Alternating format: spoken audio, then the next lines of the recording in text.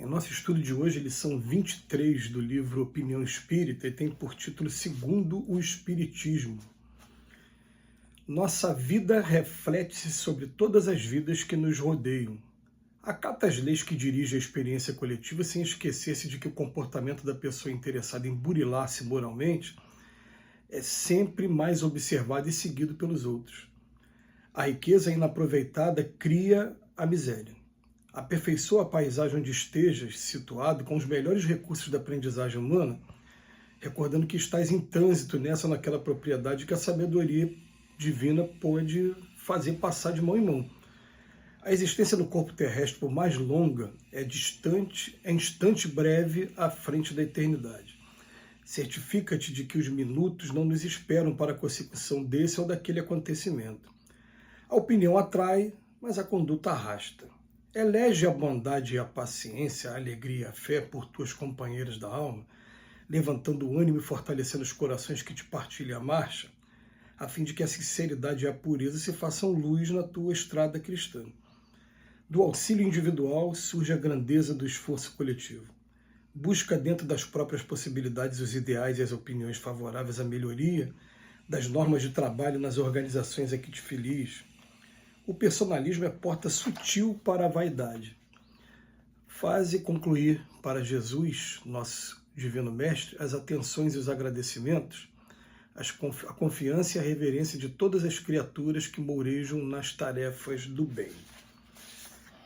Hoje o Emmanuel vem falar da conduta do espírita e vem lembrar uma coisa assim muito importante. Ele vem falar para a gente que a conduta daquele que está procurando de maneira voluntária mesmo, se acertar, conhecer a si mesmo, processo de reforma íntima, ela é mais observada pelos outros, ela acaba sendo tomada como uma certa referência, e principalmente quando a gente não esquece de lembrar as pessoas das nossas imperfeições também, para que ela se sinta familiarizada também. Porque muitas das vezes eu já ouvi, após ter feito um determinado estudo, uma pessoa vir para mim e falar assim: poxa, eu gosto das suas palestras, porque nas suas palestras você expõe as suas fraquezas e as lutas que você tem para poder melhorar. Que a gente vê que não é fácil, né? Porque tem palestrante que parece que ele fala de um pedestal tão alto que parece que ele já está perfeito. Eu falei assim: poxa, obrigado, porque é interessante que até o próprio Emmanuel, nas lições do Emmanuel, ele está sempre, uma hora ou outra, se colocando na primeira pessoa, ou do presente mesmo, ou então do singular, ou do plural também, dizendo: nós ainda estamos lutando, nós ainda estamos em aperfeiçoamento, mas ele se coloca também. Então, na verdade, ele chama a gente para o lado dele e fala: eu não estou aqui na posição de um guru que está aconselhando, eu também estou no mesmo processo também, na busca também. A luta é de todos nós, enquanto a gente está aqui encarnado.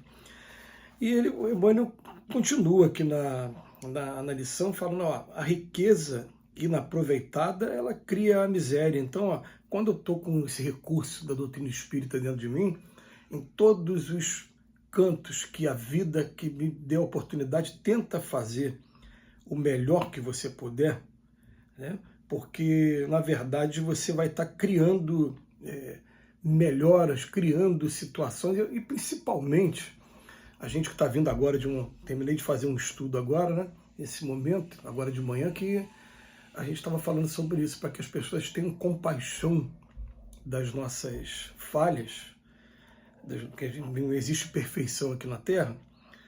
E é interessante que até no início da reunião, a dirigente lá abriu uma página do Pastorino, para quem lembra do Pastorino, que era um padre que depois se tornou espírita, falando das calúnias, para que a gente nunca se deixe abalar pelas calúnias que fizerem contra a gente, porque ele tem até um momento que ele fala: a árvore, quando é frondosa, ela vai sofrer o assédio das frutas. Agora, quando você não tem fruta nenhuma, ninguém vai se preocupar. Agora, quando você tem fruta, é que vai ter mesmo calúnia, vai ter o assédio.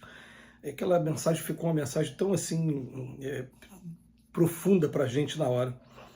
Fala para a gente: ó, a existência no corpo terrestre, por mais longa, ela é um instante breve à frente da eternidade. E certifica-te de que os minutos não nos esperam para a consecução desse ou daquele acontecimento. Ou seja, vamos tentar não deixar nada pendente, vamos tentar ver o que está nas nossas responsabilidades. E enquanto ela não terminou ainda, vamos procurar fazer da melhor maneira possível para que a gente tenha consciência tranquila, porque isso vai criar a nossa maior defesa, nosso maior advogado de defesa se chama consciência tranquila. Tudo que estava ao meu alcance eu procurei fazer, se não fiz mais é porque não deu, e se não fiz mais foi porque as próprias circunstâncias da vida começaram a desviar e de maneira que a gente começou a se ver obrigado a tomar outro caminho. O Emmanuel lembra mais uma vez, a opinião atrai, mas é a conduta que arrasta. É a conduta que arrasta. Elege a bondade, paciência, alegria e fé por tuas companheiras da alma. É um convite. Mas a gente olha, parece que é um convite repetitivo, parece que é um convite até piegas. Não? Bondade, eu já sou bom, eu tenho sido bom, eu tenho sido paciente, eu tenho sido impaciente, tenho perdido a paciência, tenho exposto aí para as pessoas fragilidades emocionais minhas. E a alegria, às vezes a pessoa tem um semblante fechado, não tem um momento ali de relaxamento e fé.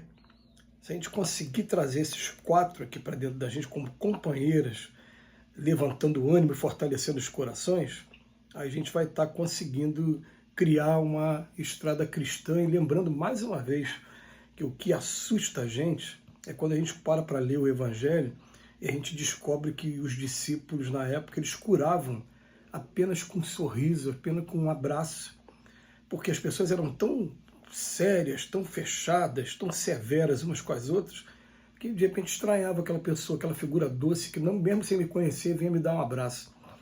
A gente mora aqui no Brasil, a gente tem um calor humano diferente, mas quando você tem a oportunidade de ir para outros estados, outros países, você fica, meu Deus, tem país que as pessoas não apertam a mão com frequência, não se abraçam, as pessoas mantêm uma distância. Tem países, por exemplo, que a criança que está no colo você vai admirar, achar bonita, e o pai já olha com desconfiança, porque a cultura daquele país é desse jeito. Não, e a gente aqui não, a gente está procurando, é o contrário, é olhar a criança, incentivar, e elogiar, e procurar fazer isso, porque é desse jeito que a gente vai conquistar assim, uma coisa chamada aqui, sentimento, que vai ser pensamento e sentimento, inteligência e moralidade, o que vai fazer essa diferença.